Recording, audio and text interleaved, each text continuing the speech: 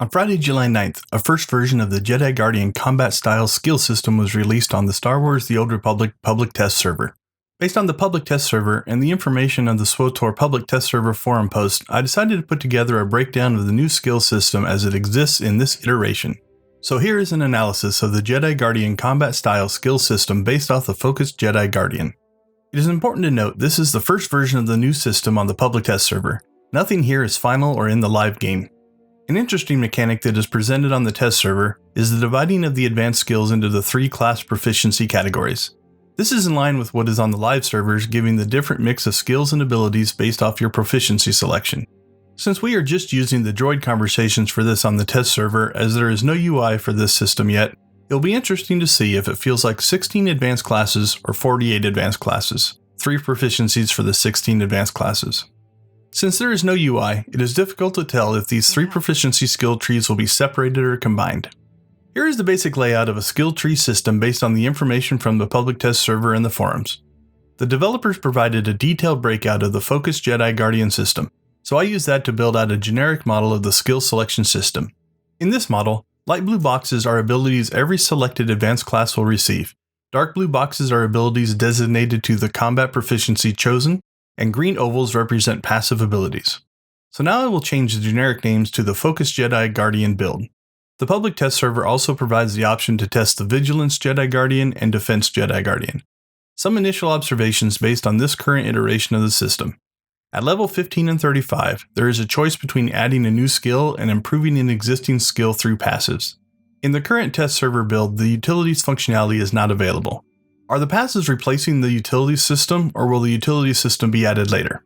There are 5 to 7 passive selection levels depending on skill choice versus the 9 utility points we currently receive on the live servers. A second major observation here is the level 70 skill choice. This seems to be getting a lot of attention from the player base.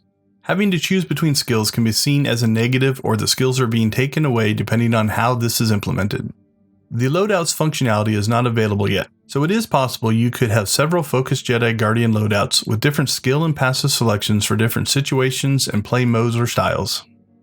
Based on the choices in this skill tree, there are 6,561 possible combinations for the Focused Jedi Guardian.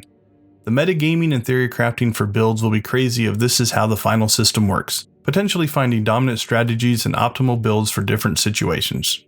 On the test server, you cannot select abilities and passives per level, but they did provide 2 pre-made builds for each of the combat proficiencies. On the test server, these are called Focus A and Focus B. There is also a Vigilance A and Vigilance B, as well as a Defense A and Defense B. Here is Focus Build A. The skills and passives granted are marked in blue. This does not seem to account for every skill granted, so it feels like there are some general Guardian skills that are not part of these skill trees. If we remove the non-selected options, this is what the new skill tree looks like. Here is Focus Build B. You can see a different combination of passive and skill selections.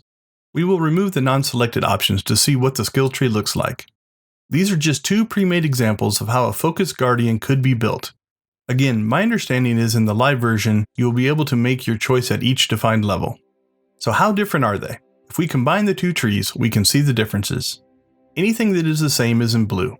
These are areas where there is no player choice, as every Focused Jedi Guardian will receive the same ability. Areas where there is potential for choice are in orange. These choices represent the customization allowed within the system. I have also included in red skills you could lose based off your selections and choices. When I first read the forum post, I will admit I had a negative response to what I saw. It felt like a bigger change than I anticipated. This still may be the case, depending on how many skills are kept or removed from the overall system.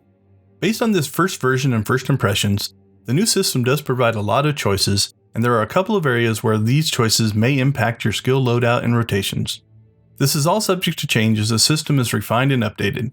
Overall, it could have a similar feel to the current skills and utility system, with the choices being like the utility customizations we currently use.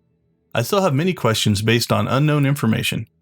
I look forward to seeing the next iteration of the system along with some answers on what else will or will not be included. I hope this helps clarify the first version of the SWTOR combat style skill system. Thanks for watching. Please like, share, and subscribe, and as always, go watch, play, or create something great.